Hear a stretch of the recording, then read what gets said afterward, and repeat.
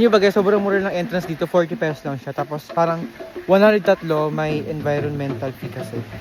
Pero okay lang, sobrang mura na unlike sa mga iba, di ba? Perfect na dito guys. Meron din pala ditong overnight. 100 ata per head. Guys, i-start na kami 15 minutes yung pagbaba. O diba, dito kami sa patiti ng... Oh, yan siya. May dala pa siyang bag. Hirap na hirap ka, no? Pagod eh. Dalian mo na ni. 15 minutes yung walk na yan. Mamaya pag pauwi nakakapagod na paakyat. Ito guys, so maganda dito sa kabila. Yung ano to? Atulayan. Nakakamiss dito guys sa Patiti na. Nakapunta na ako dito before. Pero matagal na yun. Mag-ano muna kami bakasyon grande, no best? Dahil pag uwi ng Cavite, Diyos ko. Back to reality na naman. Layo pa, oo. Ano na best? Kaya mo pa?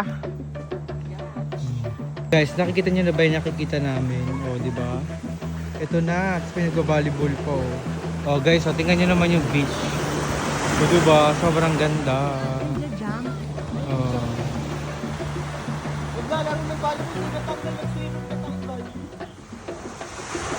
Baliw ano dito, Tido. O, di ba?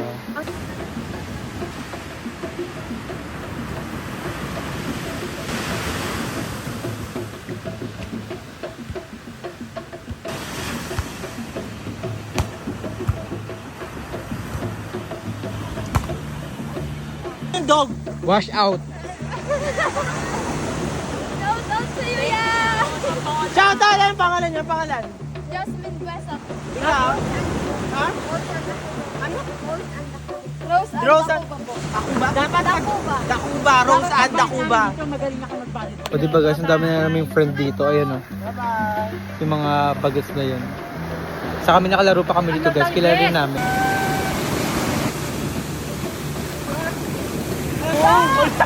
Ala!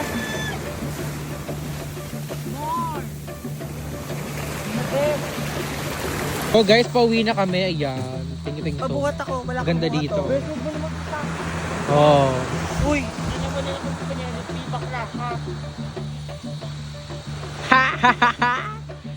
Ginabi na kami.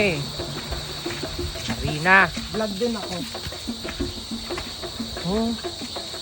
Ang taas pa. Swimming now. Aray later. Ano, laban. Laban. Ah!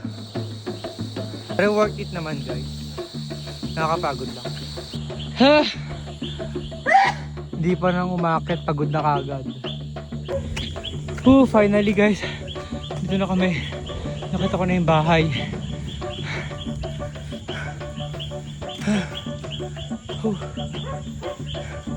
Nakita ko na yung ano guys, kalsada. Grabe. Ilaw. Ha? Meron pa yung ilaw. Sakay na. Wait lang.